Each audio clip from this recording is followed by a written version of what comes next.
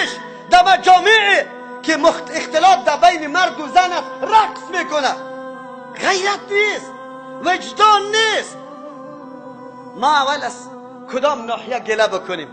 قرآن کریم مذمت یهود بیان میکنه افتؤمنون ببعض الکتاب و تکفرون ببعض.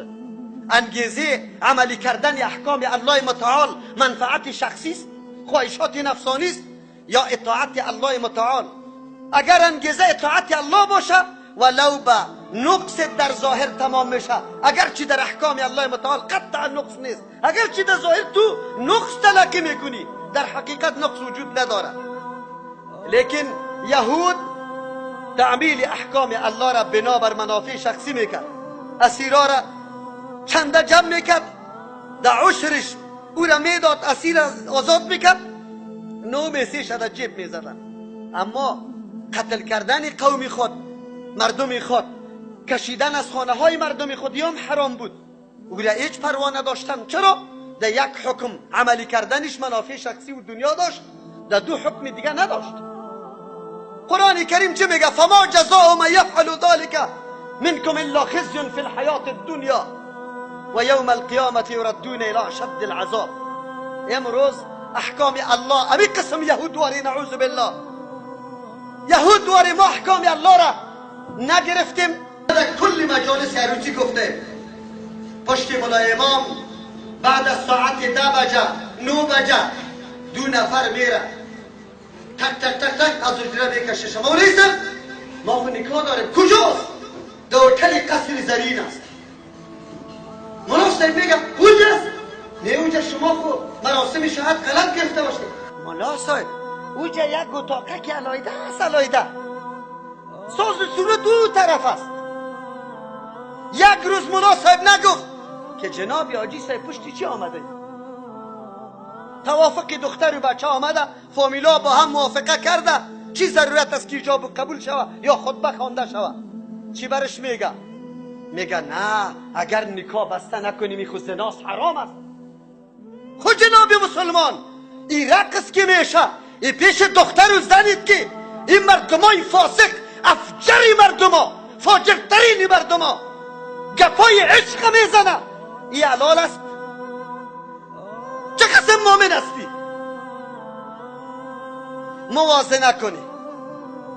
موازنه کنی عریسوها را. ما نمیگیم که یوم سنت است. پیشتر کوثر صاحب گفت که ما سنت گفته نمیتونی بیرم. در تویا پیغمبر صلی الله علیه وسلم در دخترکای خورد دایره زدن اجازه داده. زنای بزرگ نگفته که رقص بکنه، صدا را بکشه. اگر ما تویا را تبدیل به تقریرها میکنیم بدعت جور میشه. ما این سنت نمیدانیم، اما پیام داریم. شما جوانای جا نشسته هستی، آینده داره. چه قسم همسر انتخاب میکنه، چه قسم زندگی. ای کاش که ما سوره نساء را یک مرتبه قبل از عروسی خود زن و شوهر تفسیر و ترجمه میکرد که مسئولیت های خود میدانست که ما امروز پای جدیده در برداشت مسئولیت گذاشتیم. الرجال قوامون علی النساء گپی برتری نیست، گپی است که مسئولیت بزرگ در گردنیت است.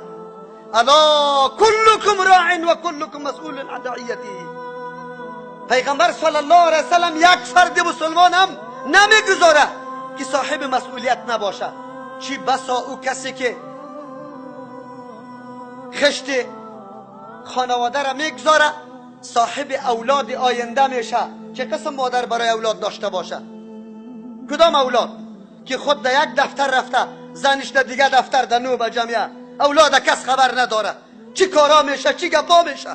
کدام؟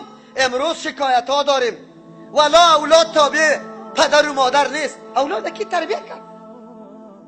اولاد بیچاره خو. کدام زنی که رویی را پیدا کردی روز تا بگار ما چمچی رقم بر ازو شیر آماده کرد، نان آماده کرد، مادر خو رفت در دفتر پایک زد. از این طور خانواده چی توقعی داشته باشه؟ بیایه نمیرویم پیش، وقتم زیاد نمیگیرم. به الله قسم و جز از این که رجوع به هدایات والای کتاب الله و سنت صحیح رسول الله صلی الله علیه وسلم نکنیم، سعادت و نیکبختی شامل زندگی ما نیست.